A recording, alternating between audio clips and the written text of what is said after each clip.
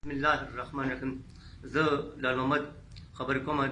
ما په پېښور کې جداد دی او جداد زما د ښځو او د بچو په نامې باندې ما درج کړی دی نشر کړه مخکې. اوس یو غونډه رالو او انور خان نوم دی، د پلار نوم یې لال خان دی، د قامو اوسېدونکی دی، دا د قبضه ګروپ یو مشر لیډر دی.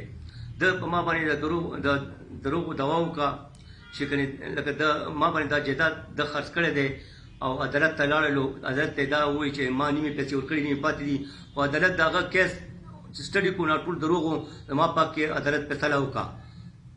اوس ما ته طرح دمکۍ راکوي چې که یاره زه به لکه تا وایم او ځان به خوږ کړم او بیا به زه پولیس ته لاړ شم او تا به زه په جیل کې واچوم په دې خبرې.